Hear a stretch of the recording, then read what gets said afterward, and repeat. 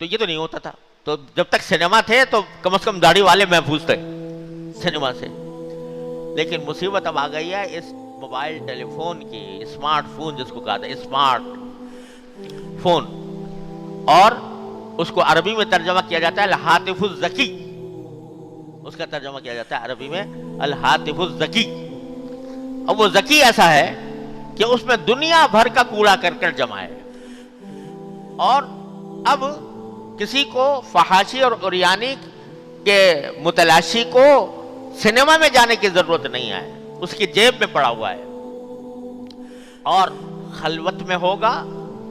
اگر سنیما جاتا داڑھی کے ساتھ نہیں جا سکتا تھا, لیکن اگر یہ ٹیلی فون موجود ہے اور اس میں دنیا بھر کی خرافات اس کے اندر موجود ہے, تو وہ تنہائی میں بیٹھے اپنے کمرے کے اندر, اس کو کسی کی شرم نہیں, اس کو کسی کا حیا نہیں, جب تک اللہ جل جلالہ کا خوف اس کے دل میں نہ ہو, اللہ تعالیٰ کے سامنے پیشی کا احساس اس کے دل میں نہ ہو, اس وقت تک یہ مبتلا ہو جاتا ہے اس میں. تو میرے بھائیوں, یہ اس دور کا بہت بڑا عظیم فتنہ ہے جس کے اندر ہم لوگ مبتلا ہو گئے ہیں. اور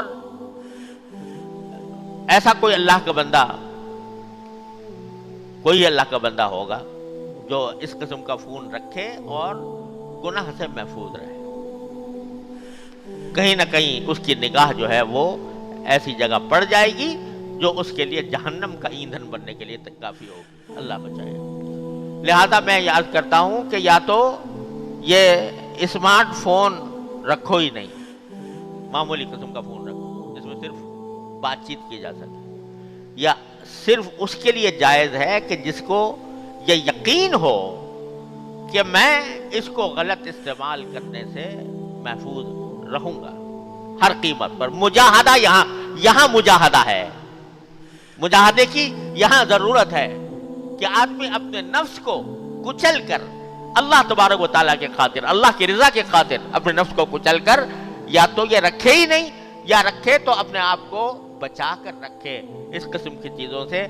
ایسی بھی سنا ہے چیزیں آ گئی ہیں جس کے ذریعے اس قسم کی چیزوں کو نکالا جا سکتا ہے.